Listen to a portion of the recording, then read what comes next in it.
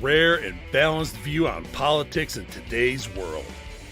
Based on facts, born of rationality, common sense, and logic, providing context on today's events. This is American Perspective with Rick Thomas.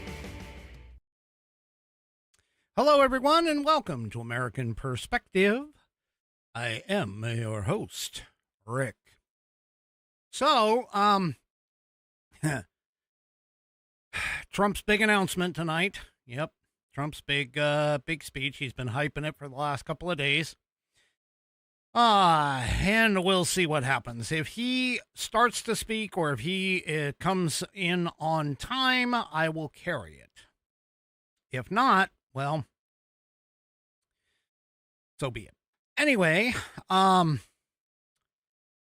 some things that the Democrats and the mainstream media haven't been saying. They've been kind of keeping stuff quiet on a couple of things, and I'm going to go ahead and bring those to the forefront for you tonight. And, you know, it's stuff that, well, it's not necessarily damning per se, but it certainly gives an indication that the midterms, well, they might not be going as well as what the Democrats want you to think.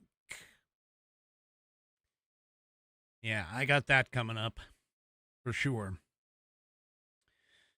So let's go ahead and get things kicked off tonight. Yes, it's Squish. Squishy is up for tonight's Pledge of Allegiance, so if you are of mine, please stand, remove your hat if you're wearing one, like me. Place your hand over your heart and follow along with Squishy as she recites the Pledge of Allegiance.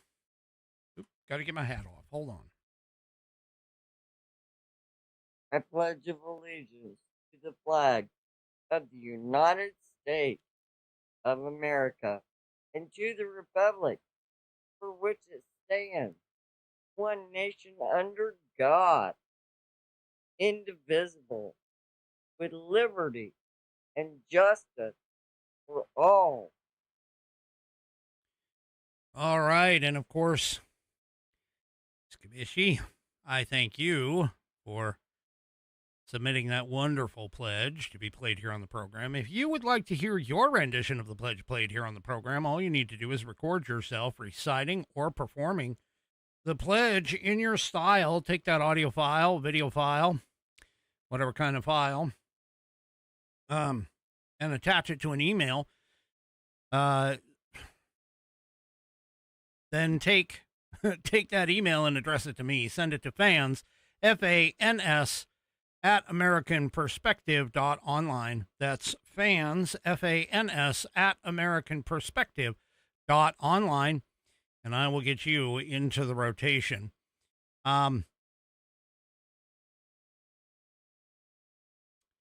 if you use your phone to record it, you can utilize the share option. That's the SHARE option.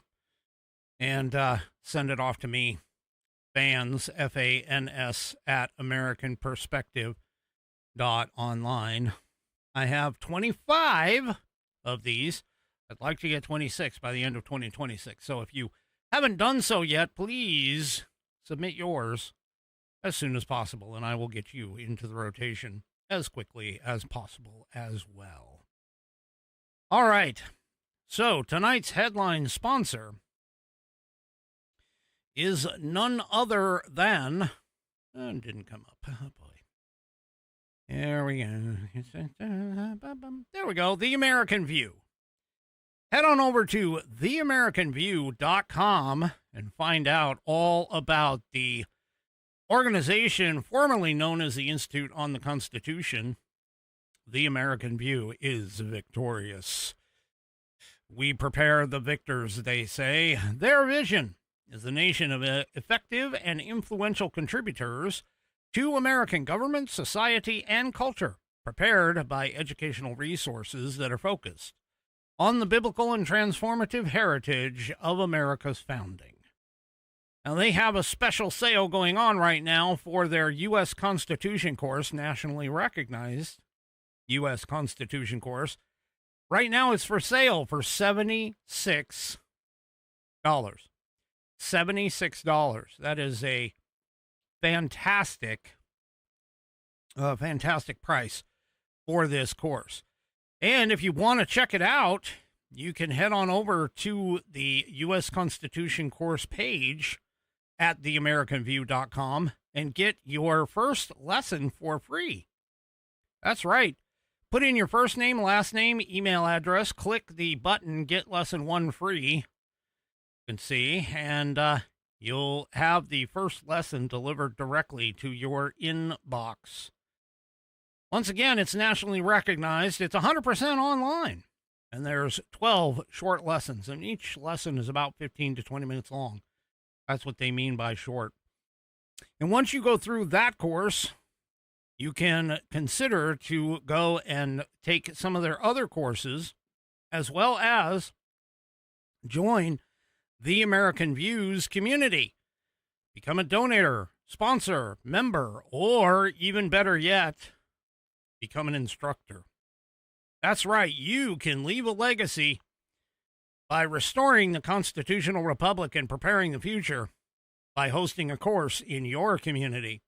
Become an instructor in 3 easy steps. You want to know how? Go and check out this video right here, how to become an instructor. And then check out their 5 tips for a successful class. That video is also there. Then go on over to their shop and pick up their instructor kit. Oh my goodness, this thing is packed full with all kinds of things to educate yourself, equip yourself, and then, of course, schedule your practice class. You head on over to the shop, and once you are there, you can check out that course plus other educational resources, self-evident apparel, further instructor materials, as well as my personal favorite right above my head here, the Legacy Library. That's right, the Legacy Library is a place filled with leather. I love my leather. With leather offerings, whether it's the leather Declaration of Independence, the leather Bill of Rights, the leather Magna Carta, the leather U.S. Constitution, all of those are wall hangings. But I suggest you start with this. That's right. Grab yourself the leather-bound U.S. Constitution right here in your hot little hands, and you can get that in the Legacy Library in the shop at theamericanview.com. My Whiskey Warriors know all about this. 3 Chevy, he says, each purchase of the aforementioned rounded cornered Saddleback leather book will cause a liberal to have gastrointestinal malfunctions rivaling that of unwashed lettuce from Taco Bell. Take a look at this thing. It's got 1/8 of an inch of Saddleback leather wrapped around pages that are water and tear resistant. No cheap glue here, folks. It is stitched all the way through the leather and the pages contained within. It's got a 100-year warranty against materials and manufacturing defects, such that if you have a problem with this, you can send it back to the manufacturer, and they will either fix it or replace it for free. It is buddy tested, buddy approved, Billy tasted, Billy approved. My youngest whiskey warrior has confirmed that the information contained within will help you to achieve your civics badge in scouting, not to mention your civics exam, if they still have those, and also your naturalization test. It's a 3-for-1 deal, all out of this wonderful book that you can fit in your pocket and carry with you when you travel. Go to theamericanview.com, click on shop, go to their Legacy Library, and pick up your copy of the Constitution today. Also, don't forget while you're there to check out the rest of the the rest of the American Views offerings. They have a lot of them, and they're all fantastic. Go and check them out today, and I thank the American View for being a sponsor of this show. Go to theamericanview.com. That's theamericanview.com today. All righty. Well, folks, I think the left a lot of the left, they kind of forgot. They forgot about the Spitfire, Carolyn Levitt. They forgot about her because she was out on maternity leave. Well, she's back. And she might even be more fiery today than when she left.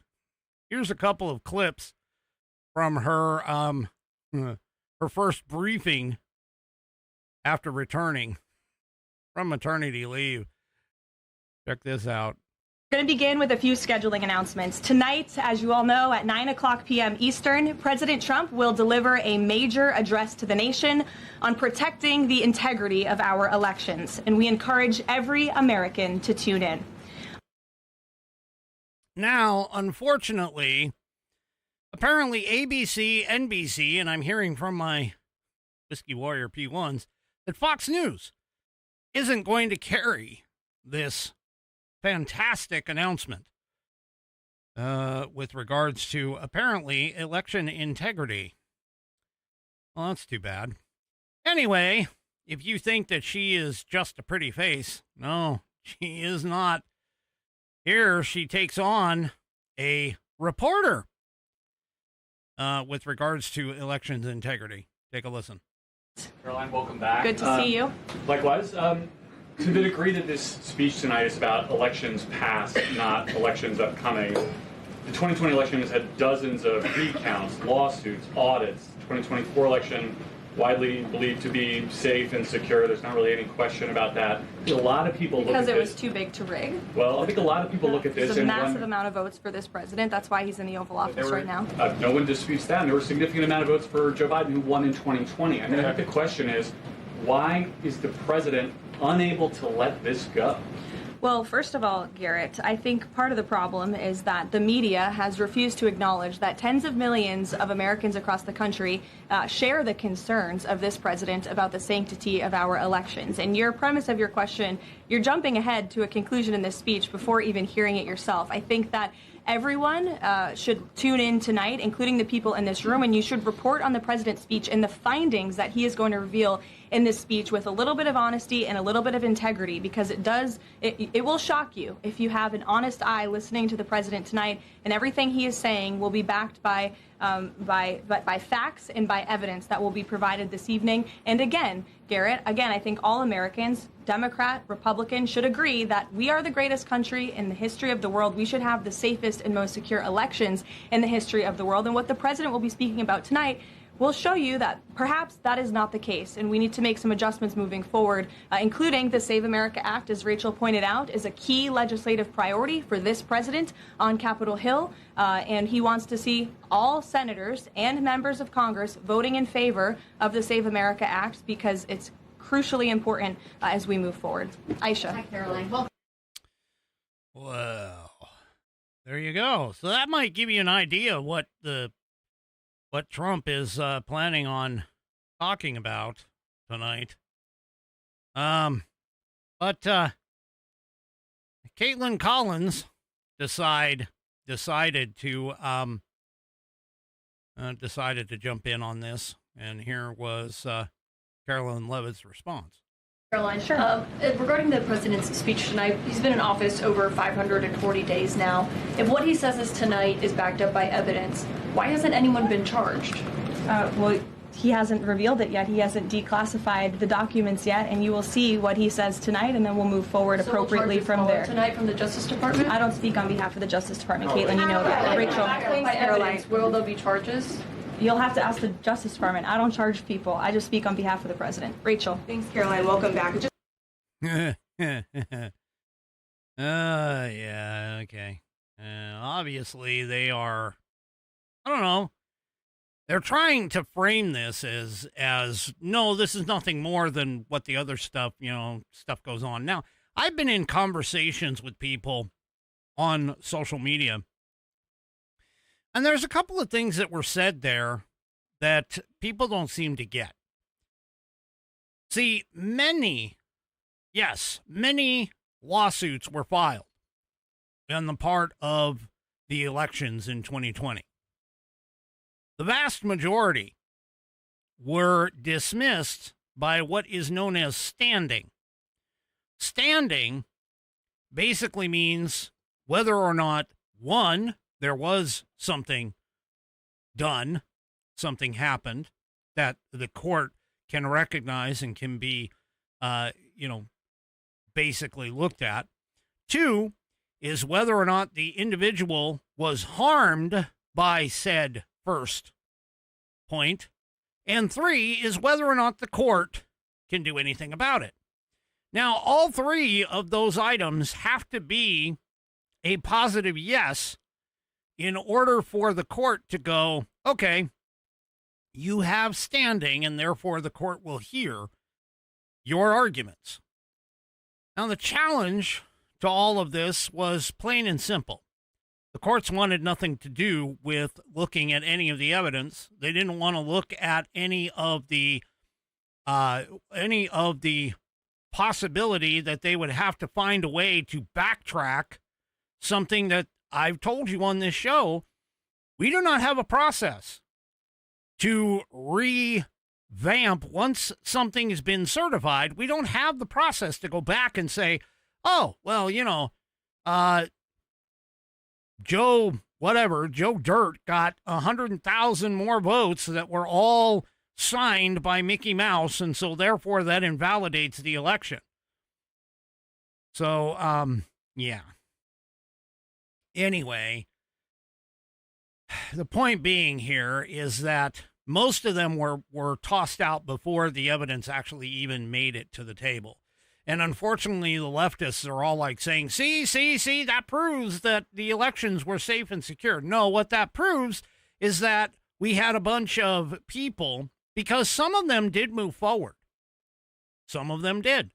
Some of them got people arrested. Some of them put people in jail. But the thing about it is that the rest of them that didn't, it was because of the fact that literally the court was kind of like, well, you're bringing it up to me, but I can't do anything about it. So that was the problem with 2020. And to be completely honest, I see this not having a way to audit, to basically say, hey, if the votes don't count or have serious challenges, then, we can't carry this forward, or we have a way to reverse things. And unfortunately, because the Constitution put it all on the states for the most part, with Congress having the ability to make laws,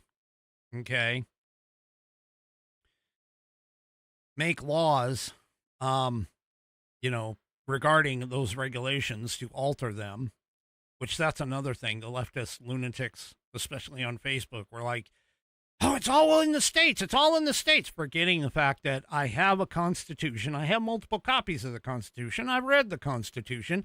I can't say I've memorized it, but I'm pretty good at knowing what's in it.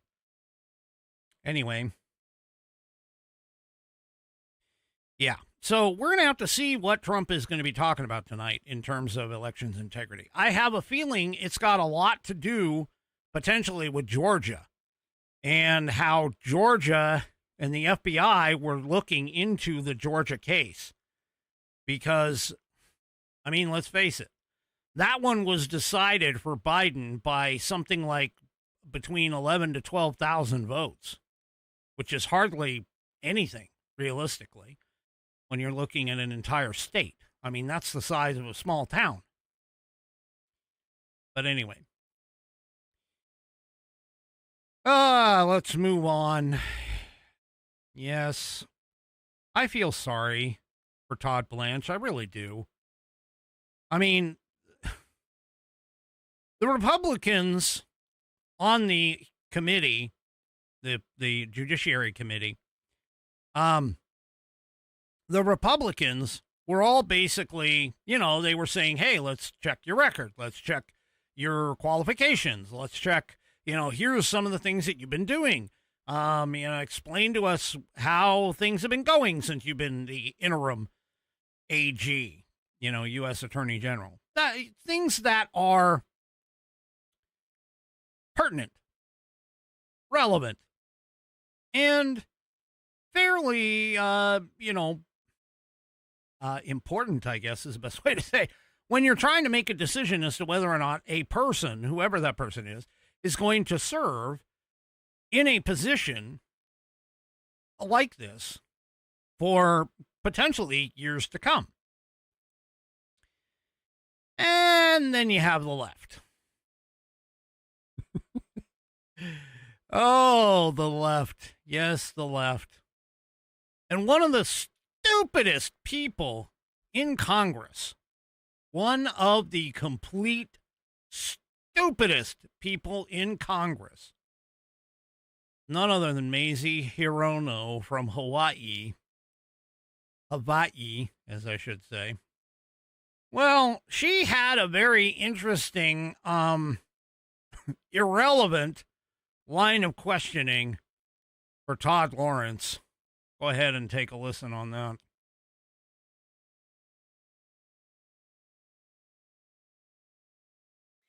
To ensure the fitness to serve of all nominees who come before any of my committees, I ask the following two initial questions.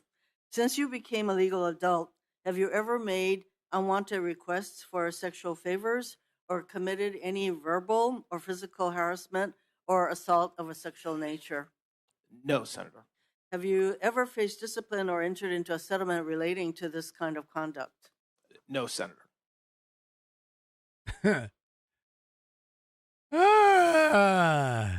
Yeah. What? What? What kind of question is that? She continued, also, by the way, and keep in mind, she uses the same line of questioning, honestly, during any confirmation hearing. She did it for Secretary of the Interior, Doug Burgum, last year. She began introducing these questions in 2018. But I'm sitting here going, what in the hell does that have to do with anything here? And, yeah. Now, social media users, of course, immediately mocked her line of questioning. And the Republican National Lawyers Association posted on X, raise your hand if you're tired of Mazie Hirono's favorite Senate Judiciary line of questioning. Right Line News Chief Content Officer Eric Doherty wrote on X, the White House is ripping deranged Senator Mazie Hirono for demanding AG Todd Blanche's answer. Have you ever made unwanted requests for sexual favors? Yeah. What a stupid thing to ask out of nowhere. Yep. Anyway, one user added, she does it to everyone. She's absolutely nuts. Why? You know, the only thing that I can figure is that these people, these individuals who get voted in like this, who are completely dumb, that means a majority of their constituents are more dumb than these people are. Doesn't bode well for the future, does it? Yeah. Anyway. So, yeah. Anyway, I don't know. I don't know where these people come. I mean, you're going to take your time to ask somebody who's never been charged with any crimes whatsoever, as far as I'm aware of, who's a lawyer on top of that. Do you honestly think he's going to answer? Even if he was? I mean, shoot, why don't you know what, Mazie, I'm going to tell you. Why don't you go and talk to all of your side of the aisle and ask every single one of those people the exact same two questions? Because I seem to recall there was a guy, maybe if you'd have asked Graham Plattner, the Democrats might not have run him and gotten him past the primary. Or maybe if you had talked to Representative Swallowswell, or, you know, Bang Banger or Fang Fanger, maybe if you'd asked him, he wouldn't have been part of Congress. So frustrating sometimes. Well, speaking of stupid, yeah, if you think Senator Mazie Hirono is bad, although I will admit she is definitely the bottom of the barrel. I mean, there's AOC, there was Yasmin Crockett. Yeah, she reportedly said, "I'm a gun-toting Texan. I've driven farm equipment." You went to an upper, class private college. You never driven farm equipment, lady. But whatever. Anyway, they can't seem to find somebody who actually has, real intelligence, who would really cause people to pause.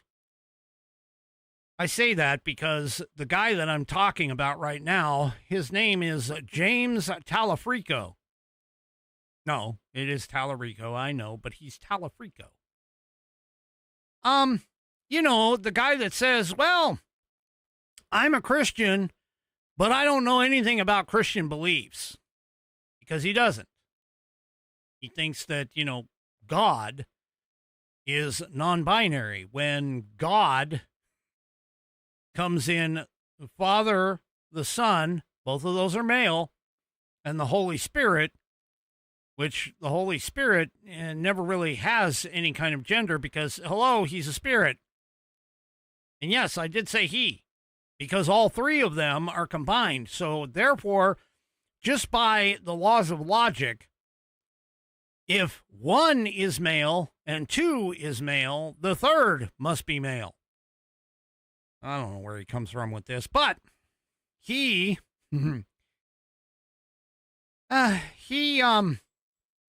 admits that most Christians in Texas are something that I honestly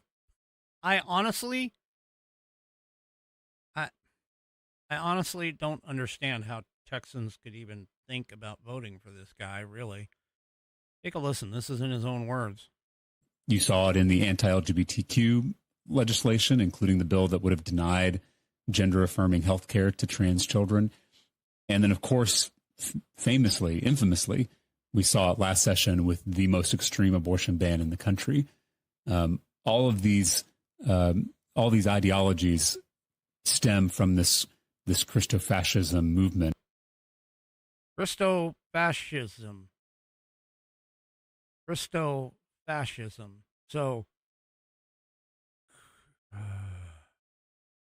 So following the Bible, following God's word, is Christofascism, according to Talafrico. Well, he went even a little bit farther than that, for being a quote-unquote Christian, okay? He went a little bit farther than that. He said that Christianity is far more violent than Islam. Yeah, that's questionable. And has caused far more damage to Islam than the other way around. I think he needs to restudy history. I mean, even though the Crusades did happen, which is, obviously a big challenge, but I seem to think that it was the Islamists that started that. Anyway, he also said that he thinks he always think of all the world's faith traditions as a circle, with that divine mystery of the universe in the middle.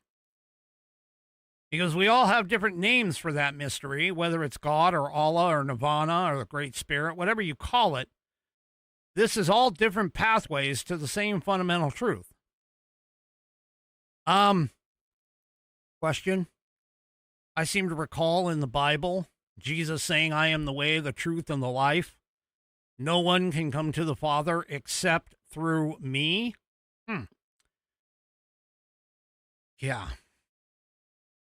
Anyway, he also reported that Islam is, in his mind, the path. Now, wait a minute. This guy's a professed Christian. how can he say that Islam is the path? How can he say that? I'm confused. You're not a Christian then. Seriously. You really aren't. And in terms of being a fascist, a Christo-fascist, yeah, I don't think so. Because let's put it this way. If you're in the Islamic faith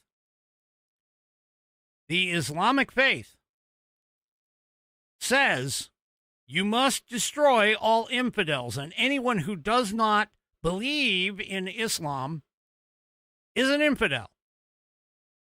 Yet the Christian faith, we built a country based off of the right for you to practice religion however you see fit, or to even not practice the religion.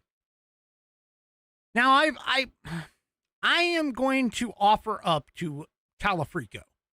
If you really believe that Islam is like the path or the way, go over to the Islamic country and profess your faith in Jesus Christ and see what that gives you.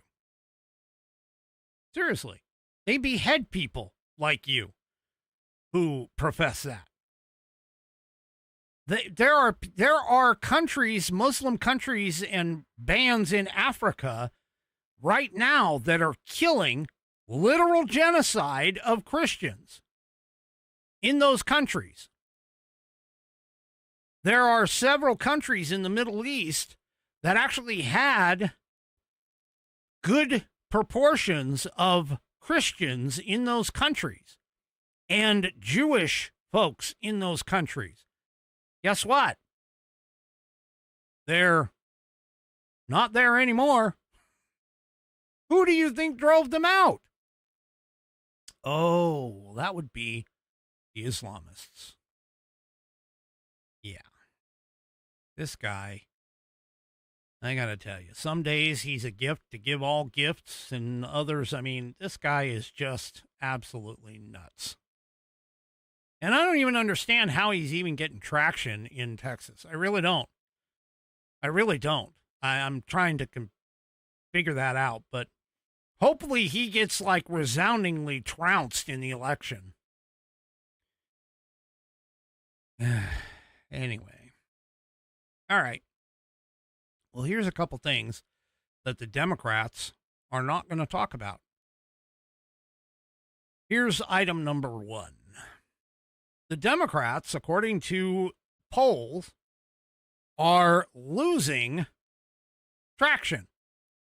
See, now, historically, the party that is not in power, okay, the party that is not in power, generally speaking, will win back part of the Congress during the midterms, whether it's the Senate or the House of Representatives. Usually it's the House of Representatives because the House of Representatives is easier to win back control. However, that may not be happening this time. And I say may because, let's face it, we're still a little ways out from the election. A lot can change. But honestly, if Donald Trump, and by the way, the inflation numbers, it dropped. The CPI inflation, that's the Consumer Price Index, dropped 0.4%, one of the largest drops in the recent history, I should say. Not modern history, but recent history. Prices have been dropping ever since Trump took office. Most of what's being driven right here is the fact of, energy, fuel. So if Trump can end the Iran conflict and get those oil prices to drop even further than what they did prior to the resumption of activities over there, you could see a major push for Republicans to stay in office in this midterms and go up, basically defy historical fact. Now, there's new data that is demonstrating that the Democrats, normally who should be gaining momentum over the summer, gaining momentum going into the midterms, well, they're actually not.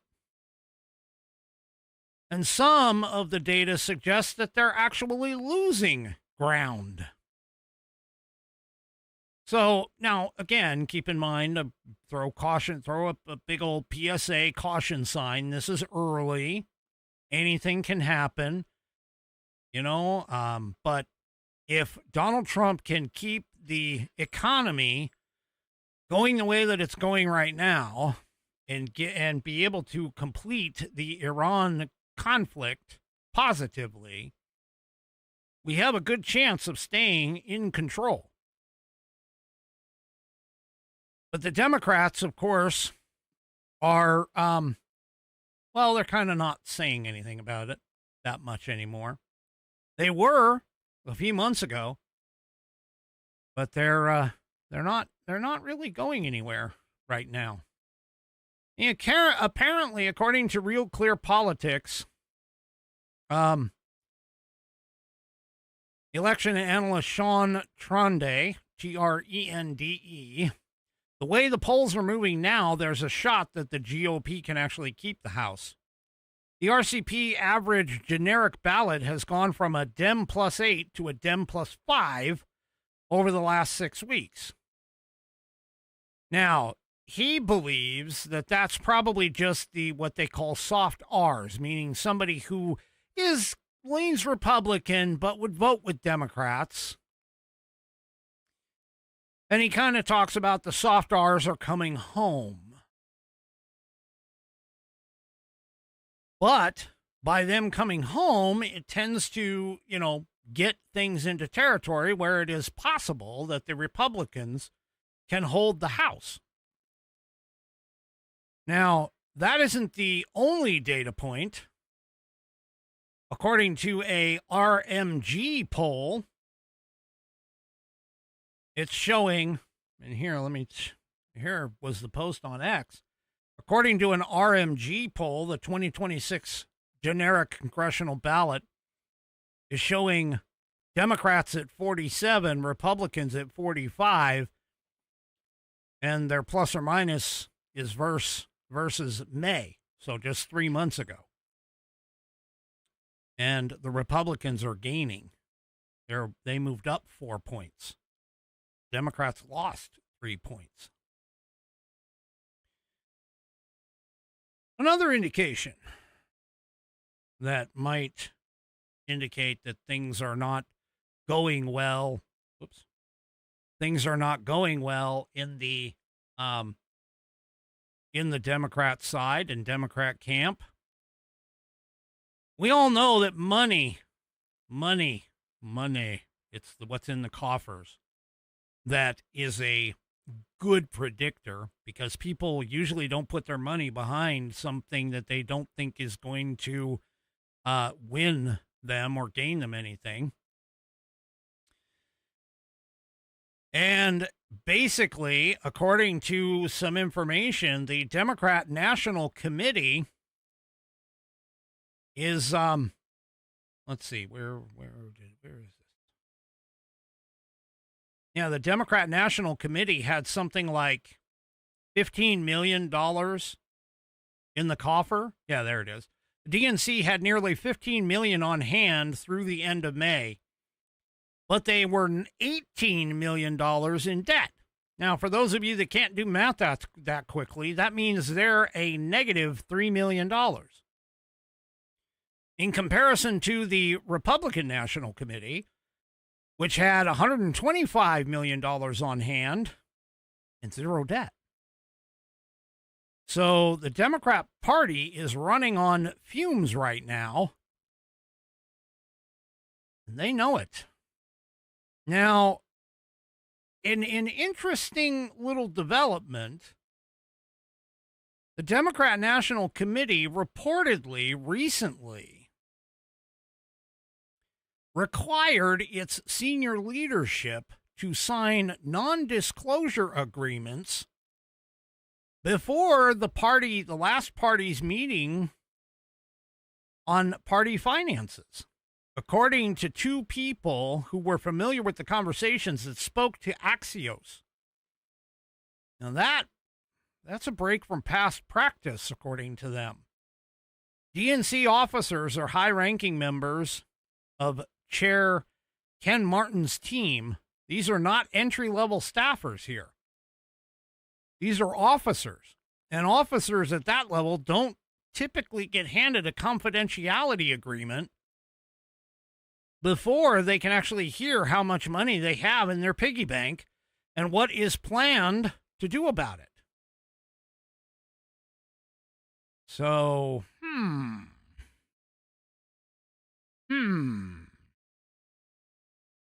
that could be a bit of a problem. Well, what's helping the Republicans gain so much money is none other than Speaker Mike Johnson. Now, a lot of people think, Speaker Mike Johnson was sort of a middle-of-the-road, wishy-washy kind of guy,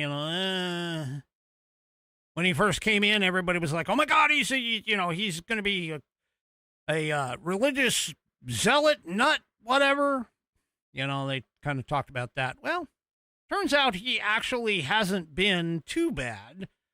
There have been some things I disagree with him on. There are some things that he's done that have been, again, more middle of the road, not having, super cojones. But at the same time, he's also done some things that realistically are cojones worthy. Well, apparently,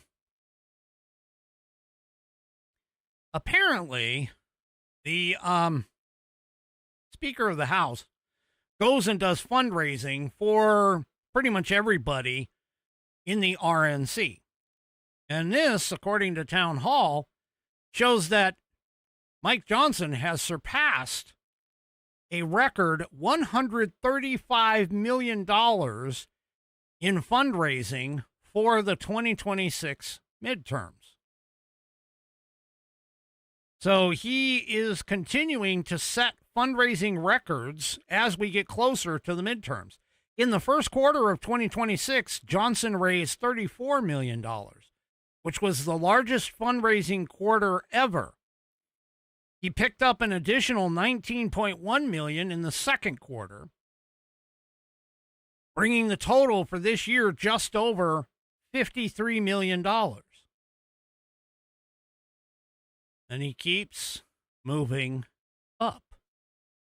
You can see right here, here's some of the information on it. Fundraising by him has just been amazing, apparently. And this is something that the mainstream media is not going to tell you. They're not going to tell you that the Republican National Committee and Speaker Mike Johnson are hitting records, fundraising records. But this is something that is a positive. It's something that people need to look at and need to understand and realize that, well, hey, we're doing pretty good. And especially considering the fact that the Republicans are reporting that they have no debt. All of this is net positive. It puts together a pretty big war chest that they can pass out to fellow Republicans for all of this. So, there you go. And by the way, additionally, he's also raised $15.5 million for House Republicans through digital through mail and member events during just this cycle. He's distributed more than $80 million to members, campaigns, committees, and state parties. This includes $38 million to the National Republican Congressional Committee, the NRCC, $21 million to incumbents, and $3.9 million to challengers.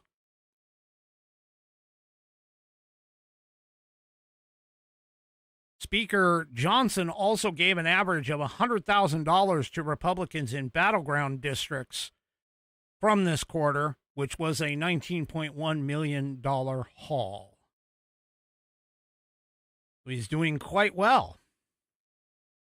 The Washington Examiner also reported that Speaker Johnson gave an average of $150,000 to Republican challengers looking to flip seats this November. This includes races like Indiana's 1st Congressional District, where Republican Barb Regnitz, I don't know how it's pronounced, Regnitz, is in a competitive race against an incumbent Democrat. So Speaker Johnson said, while the Democrats lunge further into disarray and to the far left, House Republicans are united, well-funded, and on the offense to win the midterms. With less than 4 months to go, we continue to expose the contrast for America before voters this fall. The choice between Republicans' common sense and Democrats' embrace of crazy and communism. Well, speaking of communism, Marco Rubio, he kind of said that, communism sort of works in theory. And he had some other things to say about it, too. Let's take a quick listen to him. It is the opposite. One of the criticisms you sometimes hear of communism, for example, is that it sounds good in theory, but it never works in practice. That's actually not true. Communism does not sound good in theory. The world it envisions for all of us is small, flat, gray, leveled of all exception, drained of all that is good and noble in the human soul. The world it envisions is a world without courage, a world without creativity or ambition, a world without heroes or glory or great causes to strive towards, a world without miracles, without myths, without men who rise above the rest to do incredible and extraordinary things. And the world communism envisions is a world without God. For these architects of revolutionary violence, the towering achievement of our civilization, for them, it's an unbearable humiliation, a reminder of what they cannot do, and a reminder of what they cannot be. So they choose instead to destroy. They attack pipelines. Yeah, he kind of laid that out there pretty well. I got to tell you, just a side note. When he ran for president the first time, I don't think anybody really knew him or knew of him. In other words, didn't really know what his beliefs were or how well he could speak. I mean, that's one of the problems when you take people who are at the state level and try to run nationally and don't have a national presence. Now, that being said, his running for president got his name at least on the stage and attracted people like Donald Trump. But I'll be completely honest with you. Donald Trump has both J.D. Vance and Marco Rubio as potential candidates here for vice president or president. And, we've got a big bench. The Republicans have got a big bench. So, we'll see what happens here, but we're moving forward. And we'll have to see what happens for all of that. Now, speaking of communism, one of the things that communism does is tax you. So for those of you that don't really understand communism and socialism, i.e. the left, because the left keeps talking about, how the Nordic countries were communist or socialist countries. They actually weren't. They had some socialistic values, or they had some, social type programs and things of that nature back in the 60s and 70s. But the reality of it is socialism and communism are essentially government control of the means for production. That's it. I mean, that's really what it boils down to, is full government control of the means of production. You want to know about communism and socialism? Just look to China. Every single company over in China is run by the government. Every single one. Anyway, one of the other things that happens in many of these communism and socialism countries is that they attempt to get rid of people who actually have things like what Marco Rubio was talking about: excellence, greatness, standing merit-based awards, things like Elon Musk and so on and so forth. And New York itself is just an example because they're embracing actual socialism with Ma'am Danny and a few others that are up there. Yeah, no kidding. Look at, Bonnie points out, look at Cuba. Power's been turned off. There's limited access to food and medical supplies. Yep, exactly. Anyway, one of the things that is happening over in New York, which everybody knew was going to happen, is essentially that when you start to tax millionaires and billionaires, those millionaires and billionaires will leave because they have the capability, they have the resources to do so. And there's a study that just came out that New York's share of U.S. millionaires has dramatically declined. That's gone down in recent years. And that decline has caused a nearly $11 billion, that's with a B, billion-dollar loss in much-needed tax revenues. Yeah. The study was released Monday by the Citizen Budget Commission, and it comes amid fears that socialist Mayor Zoran Mandani's push to tax the rich will drive even more wealthy taxpayers and their businesses out of New York City. So even before Mamdani took office, the Empire State share of the nation's millionaires had dipped 12.7%, from 12.7% to 8.7% between 2010 and 2022, which is the largest decline of any state, according to the CBC's competitive New York State Value Proposition Tracker dashboard. The analysis states New York's declining share of high-income taxpayers has meaningful consequences. Had New York maintained its share of the nation's millionaires over the past decades, personal income tax collections would have been substantially higher, roughly $10.7 billion more in the tax year of 2022. So maybe billionaires and millionaires are like, tax the rich, we're taxed enough already. Which is exactly what the IRS has shown every single time, that the rich are paying a much higher tax rate and much more of a dollar figure than the rest of the country.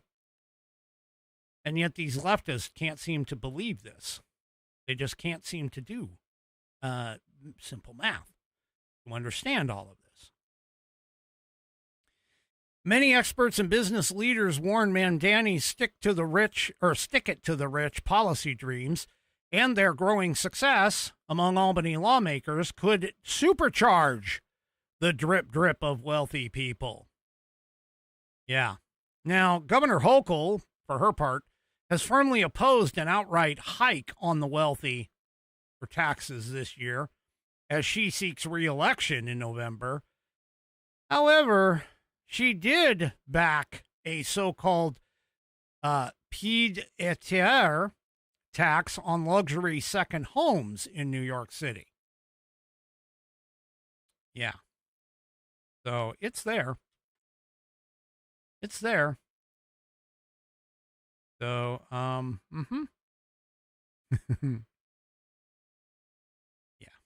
Anyway, they just don't seem to get it. They don't seem to get it.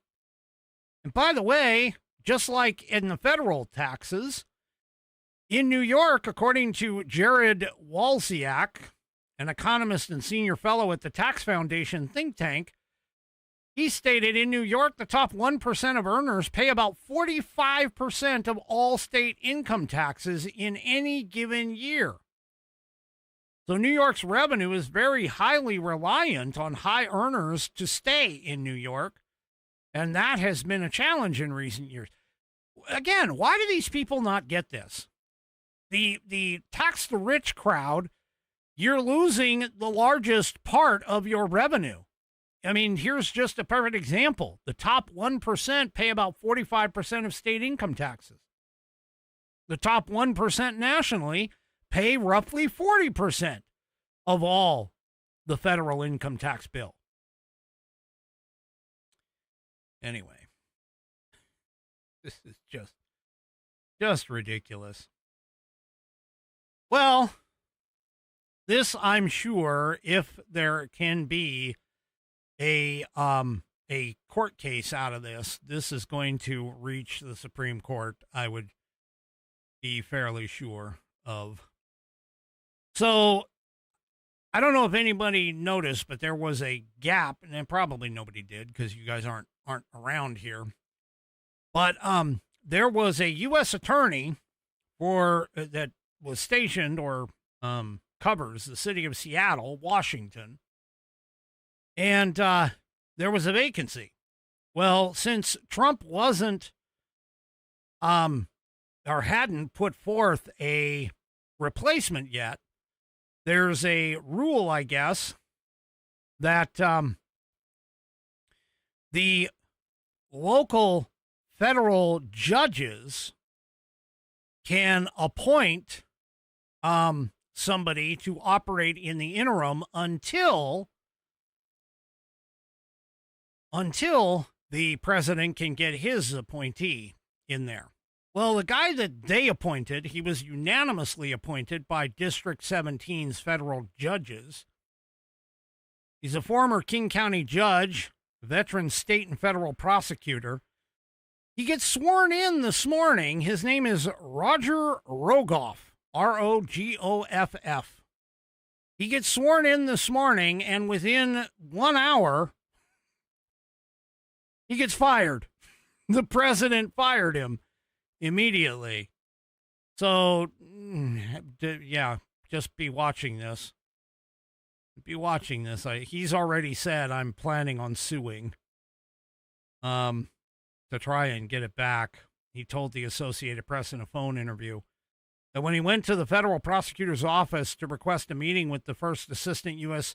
attorney, Charles Neal Floyd, a former immigration judge who had served as interim U.S. attorney for a 120-day period that ended in February, that while he was waiting to meet with the guy, he received an email notifying him of removal by President Trump.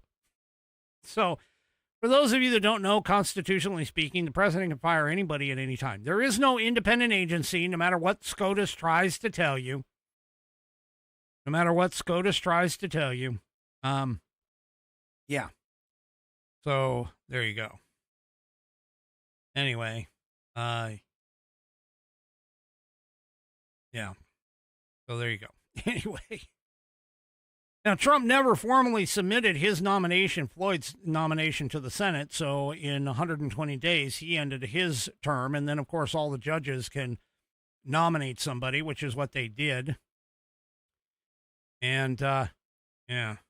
So anyway, Senator Patty Murray, of course, freaked out about that. She got nuts. She went nuts. So anyway. All right. I mean, yeah, Cat says, must be a reason why he was fired so quickly. Yeah, probably because he's a leftist idiot. He's from King County, folks. So, there you go. Anyway. All right. Let's go take a look. Let's see if Right Side Broadcasting Network has anything on the...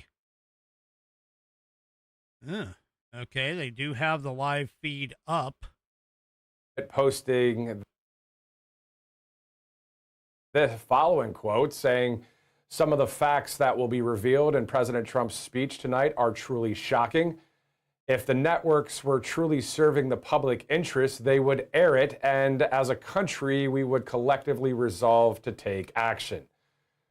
So let's take a quick look at the Save America Act as we are awaiting President President Trump any minute from now. Of course, it consists of voter ID, proof of citizenship, and no more mail-in ballots unless it's for military or medical or a few other instances. The best way for it to pass right now is... So this is, just so you're aware, this is the Right Side Broadcasting Network on Rumble. We'll be covering it here on Right Side Broadcasting Network. Oh, we're there live he is. every day, Monday through Friday here. It is, even on the weekends, if there's any breaking news out there. So thank you so much for live streaming in right now as we get ready to cover President Trump's speech. And guess who's not covering it? Some in the mainstream media are deciding, let's have some censorship today in the United States of America. Why are they so afraid to cover something that reveals truth, evidence, receipts, and facts? We know what happened in 2020. We know what happened in 2020. So we're going to hear from President Trump here shortly. Again, this is going to be, I'm hearing, maybe a speech that is lasting about 23 minutes, that per some sources. So we'll see as that happens here, as it's now 8 o'clock on the Central Time Zone, 9 o'clock on the East Coast. Thanks so much for watching from coast to coast, including the Mountain Time Zone, the Pacific Time Zone. We're getting ready now. As we saw earlier, Carolyn Leavitt back at that podium for the White House press briefing, which was pretty awesome to see her back after maternity leave, and obviously a rock star, the GOAT of press secretaries, handling the press today, especially the press that was so concerned about President Trump's speech tonight. You know, I got to be honest with you. I do not envy this guy's position. You can watch it right here. Sitting here trying to fill, and I've done it. Trust me, maybe not as eloquent as what this guy's doing, but yeah, he's doing a bunch of filler in here while we wait for the president to show up. Pass this link around to your friends and family.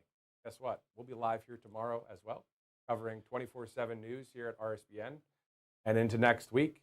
We know that September 9th and 10th is the midterm RNC National Convention as well. So a lot going on in the upcoming few months into the midterm elections. And of course, we see the president meeting with various leaders at the White House as well, just like earlier this week with the Iraqi prime minister. So you can see it all pretty much here on RSBN. So thanks so much again for live streaming in. It's all about we the people. Let's go to President Trump. Before we begin, I'm proud to report that our country is safer, stronger, and far wealthier than it has ever been before. We are doing great.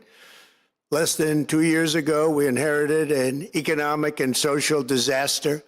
After the worst inflation in 48 years, the wide open borders with millions and millions of people pouring in from all over the world, including criminals of all types, and 11,888 murders, many of whom killed more than one person.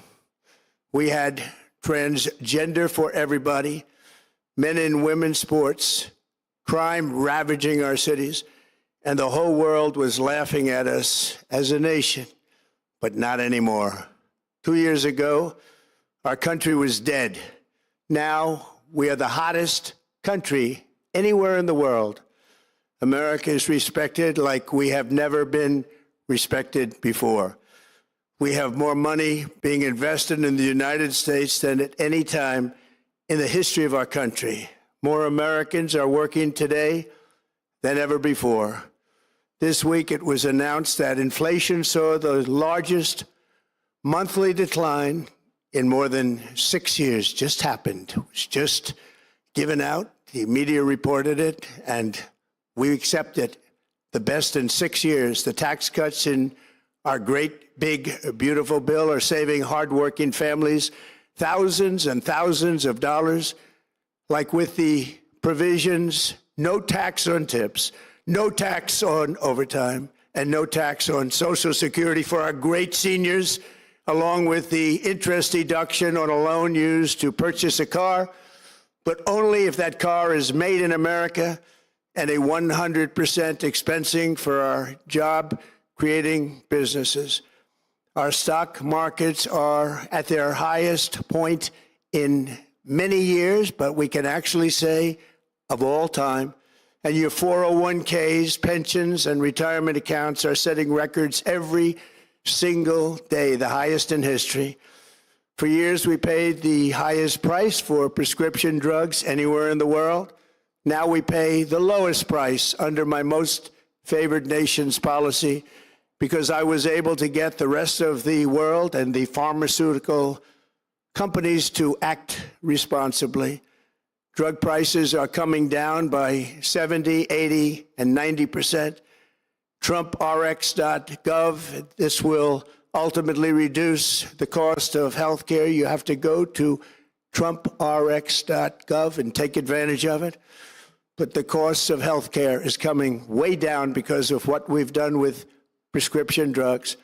And with Trump accounts, every child in America now has access to a tax-free investment account to save for their future. Billions and billions of dollars are being invested, put in by companies and individuals to take care of our children so that at age 18, they will have potentially hundreds of thousands of dollars in their account, and they'll get off to a great start in life. So for that, go to TrumpAccounts.gov and sign up your child or any child who'd like to sign up. Our previously wide open borders have been transformed into the most secure borders in the history of our country, with 0 illegal aliens being admitted to the United States in the past 14 months. That is 0. Nobody thought it was possible. We had the worst border in the history of our country, and now we have the best. Crime is plummeting nationwide, with the murder rate at its lowest level since 1900, or more than 125 years ago. We're making a record investment in our armed forces, and we have the strongest and most powerful military by far anywhere in the world. I built it during my first term, and unfortunately, we're forced to use it now. We won in Venezuela, which is now working with us to produce millions and millions of barrels of oil. We are likewise winning big in Iran, and you will see the fruits of that labor very, very shortly. America is back and doing really well, but we still have a major challenge that must be urgently addressed, because no country can be great without fair and honest elections. You have to trust your country, because if there can be no trust, there can be no greatness. And that's very simple. No trust, no greatness. For many years, I've called for bold, swift, and decisive action to protect the integrity of America's elections. Every American deserves to know that when they cast their vote, that vote will be counted accurately in a system, and that is to make that system secure, one where cheating and interference are not just difficult, but virtually impossible. Unfortunately, the system we have today falls catastrophically short of that standard. Tonight, I'm announcing the immediate declassification and release of critical intelligence revealing shocking vulnerabilities in our election infrastructure. This evidence shows that the election system we have dangerously exposes, and really exposes like levels never thought possible, to hacking, exploitation, and foreign interference. Just as disturbingly, this vital information has for many years been covered up and hidden from you, the American people, our beautiful, our great American people. But that all changes right now. The documents we will release starting tonight have been gathered by the White House Government Transparency Task Force, a great group of people, along with the staff of the President's Intelligence Advisory Board, supported by our top intelligence agency chiefs, who have all personally reviewed the findings we are presenting this evening and fully confirmed their authenticity. You can see these documents for yourself at whitehouse.gov. That's whitehouse.gov. Go check it out. Our purpose in disclosing this information is not to weaken confidence in election, but to earn that confidence by confronting vulnerabilities and correcting them very, very quickly. And that's what we're doing. The documents cover 5 major areas of concern.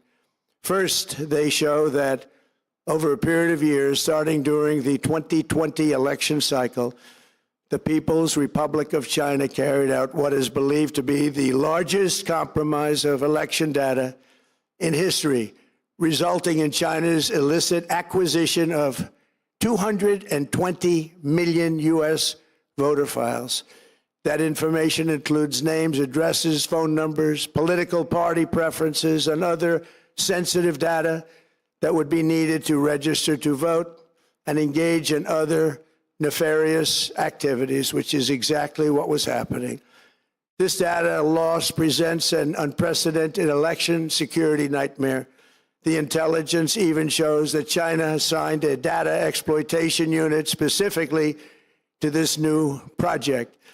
Compounding the travesty, the second set of documents we are releasing reveals that members of the deep state, very, very famous group of people, in many cases, in our intelligence agency work to actively suppress and downplay information about the extent of China's sinister election meddling, covering it up from both the president and the American people like nobody thought was possible. U.S. spy agencies began learning about the compromise of voter registration files in 2020 when they discovered that tens of millions of voter data, think of that, tens of millions of voters' data in 18 states have been bought, stolen, or hacked by China. Yet those responsible for sounding the alarm instead kept the information secret and hidden. They did not disclose to me as president or to anyone else, and to the best of our knowledge, they did not inform Congress. In fact, all they kept saying is, this is the most secure election in the history of our country, a standard, very pat line that was divvied out to say. The cover-up of this colossal security breach is even more disturbing in light of the additional information showing that China engaged in other election-related activities to undermine my first administration and our 2020 campaign. They did not want, and they just didn't want it. They fought like hell not to have it, Donald Trump, to win, and for good reason.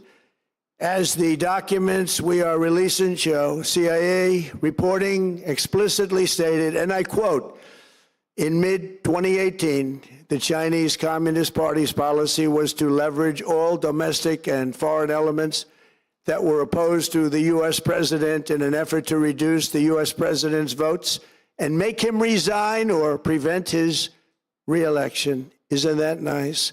Also, in mid-2018, China was working to influence the results of the U.S. midterm elections and later the results of the 2020 presidential election itself. Separately, in mid-2019, the Chinese government's strategy against the United States was focused on undermining domestic confidence in the U.S. president. They wanted to just make you sound like your president wasn't so hot, when actually your president has done a great job, and they did everything possible to do exactly that. Going on, this document says, and this is by the CIA, the strategy included efforts to use Chinese contacts with big U.S. companies to influence U.S. business leaders to turn against the President of the United States of America. The Chinese government sought to identify U.S. journalists who had reported negatively on the U.S. president and pay them large sums of money to write more negative articles about him, as many as they could, and they didn't care what they said.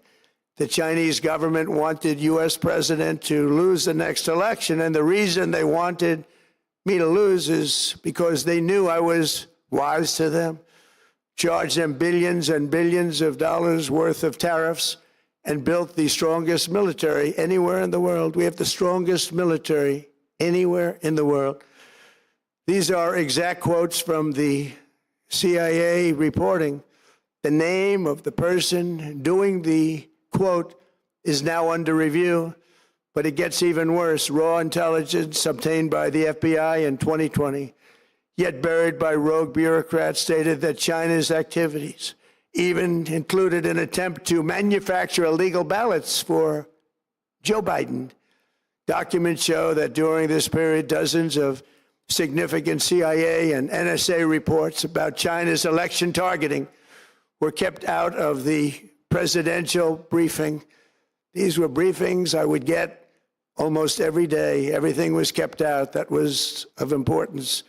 One email among intelligence analysts admitted that they had, quote, deliberately massaged the presidential daily briefing to withhold information regarding Chinese activities related to the election.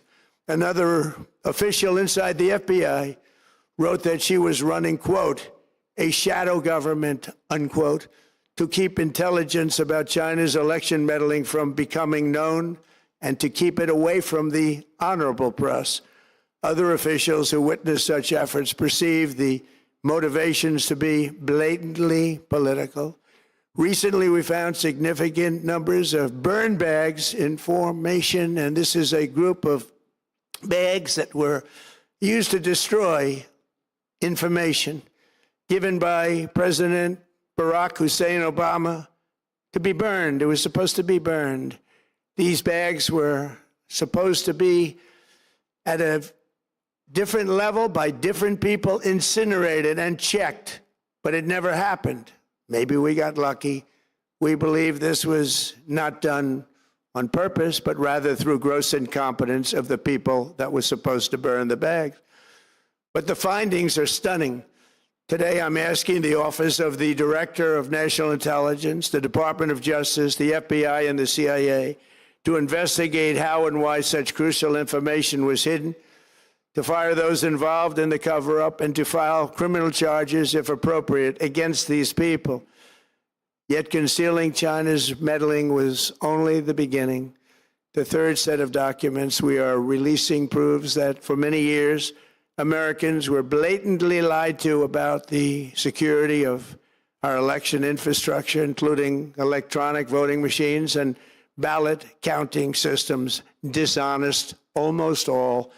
They're vulnerable and they're easily compromised, and people within our government knew that.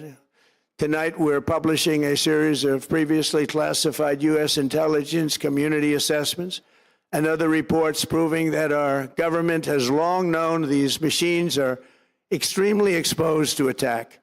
As one assessment states, we judge that the United States adversaries, including at a minimum Russia, China, Iran, North Korea, as well as non-state groups, have the capability to compromise U.S. election infrastructure.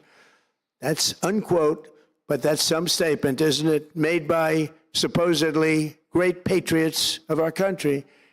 The document goes on to further state that, quote, we assess that centralized election-related data repositories, such as voter registration databases, poll books, and other official election websites, are most vulnerable to exploitation, and adversaries could use this access to these systems to disrupt election processes within the United States of America.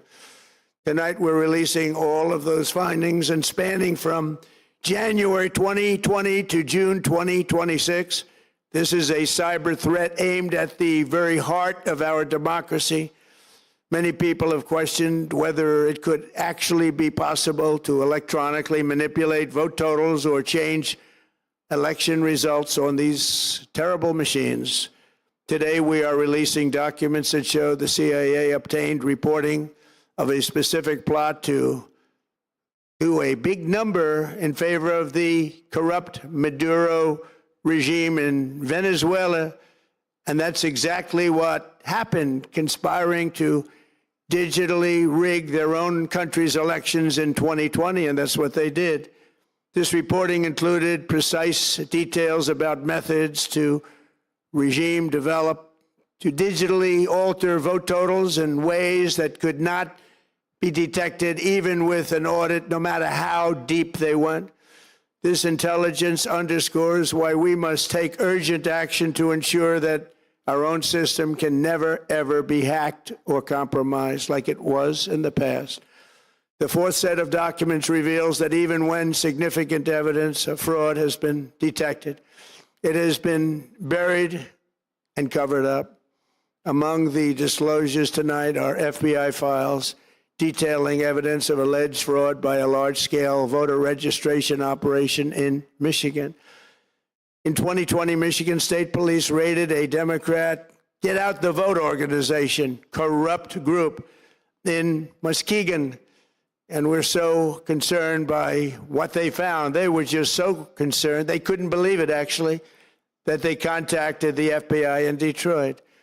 The documents state that some canvassers admitted to FBI agents that they signed voter registration forms in other people's names, submitted fraudulent registration for people who did not exist, and received gift cards tied to their number of applications that they produced. In other words, it was pay, play, and cheat.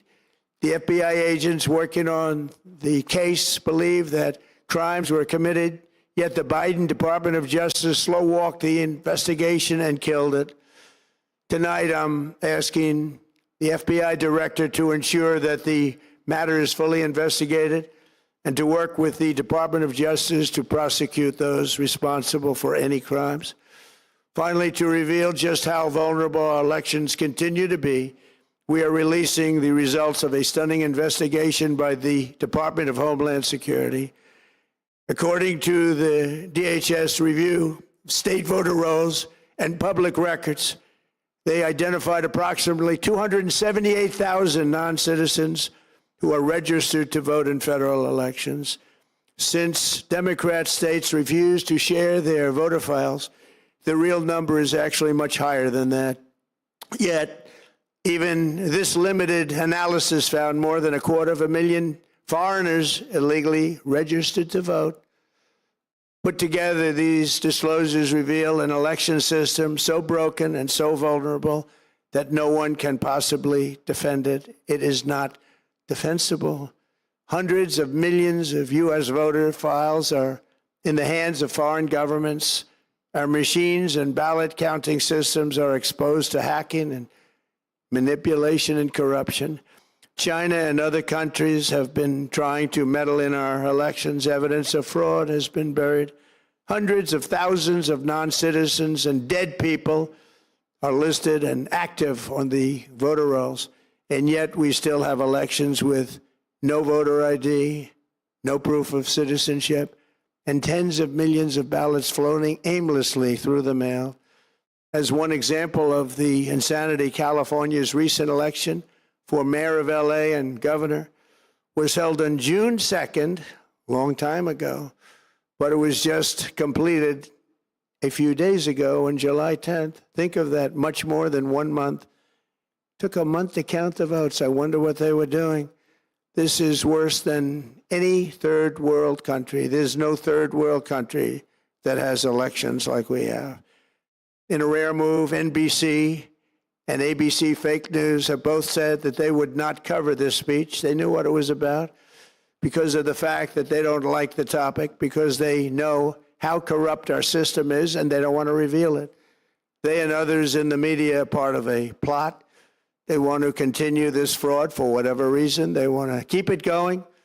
They want to protect the radical left. They can't have a great country, and that's true. You can't have a great country without free and fair elections. Fraud like this should mean a revocation of their licenses. They use our public multi-billion-dollar in value airways for absolutely no money. They pay nothing. All we want is honesty in our elections and honesty in reporting. They pay nothing for multi-billion-dollar assets. Great damage has been done to our country. Our elections were left vulnerable to being rigged and stolen, and the trust of the American people was lost. This cannot be allowed to continue. Every American, whether you're a Republican, Democrat, Independent, or otherwise, should be able to agree that we deserve the most secure, honest, and fair election system anywhere in the world. Secure elections should be a partisan, really, we should be together, Democrats, Republicans, Independents, everybody, and it should not be a partisan issue. It should cause to unite us, not to divide us. This should be a cause. We should be united, not divided. In light of the brand new and irrefutable information I have revealed tonight, my administration is in the process of notifying the states whose election data was compromised by the People's Republic of China and many others.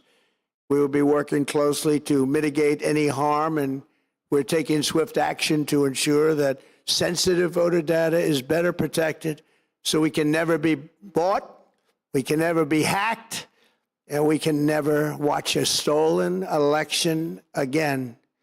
Tomorrow, the Secretary of Homeland Security will hold a briefing to outline his department's recent work confirming cyber vulnerabilities in our electronic voting systems. They are bad. We're in the process of informing governors, senators, and members of Congress of potential issues in their states. If you look at voting today, it's in such bad shape in so many states, and we are committing to fix it. And we're also committing to be working with those states and local jurisdictions to help them fix and patch known technical vulnerabilities before the midterm elections. We have very important elections coming up. We want those elections to be honest. I've also ordered DHS to notify every state about non-citizens on their voter rolls and direct them to remove all ineligible voters from the lists immediately. But most importantly, addressing this crisis of election security demands that Congress must pass the Save America Act. How easy is that to do unless you want to cheat? The only reason you wouldn't do it is you want to cheat because your policies are so bad and your candidates are so pathetic that you can't get away or can't get elected any other way. This landmark bill requires that all voters must show photo voter ID. How simple is that? Could I have your photo, please? Photo voter ID.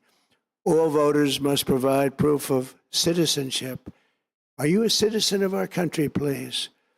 And hopefully there will be no corrupt mail-in ballots, which if you watched California and so many other places, mail-in ballots are inherently corrupt.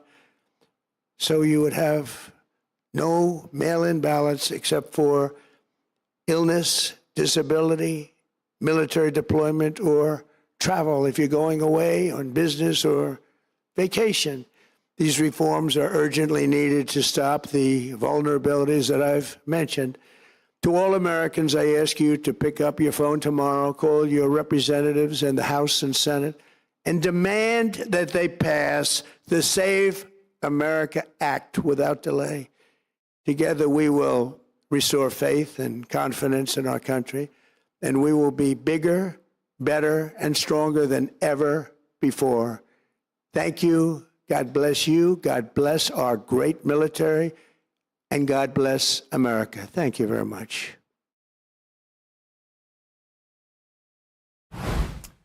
The president delivering a primetime national address tonight from the White House saying, quote, no trust equals no greatness when it comes to our elections.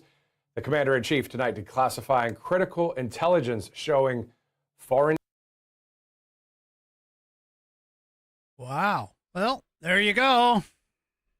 There you go. That was tonight's election integrity vote or speech. Proving that, of course, our stuff is now, okay, I'm just going to put it this way. There's been proof. People have hacked into machines, into election machines. They've showed that our election machines can get hacked.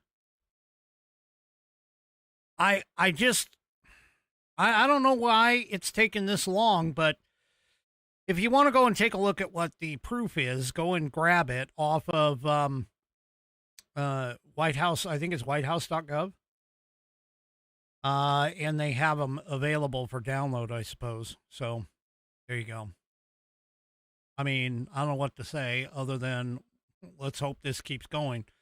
Now, my only problem that I have is, while this is a great announcement and everything else, if nobody gets punished for this, it means nothing, in my opinion. If crimes have been committed and nobody gets punished, I mean, we all kind of knew everything that was here. So, anyway. Alrighty, folks, that is it for me for this evening. Do me a favor, if you haven't already, head on over to rumble.com, get yourself an account. It is free. Once you are signed up and signed in, make sure that you search up the American Perspective channel and hit that green follow button to get notified every time that I go live.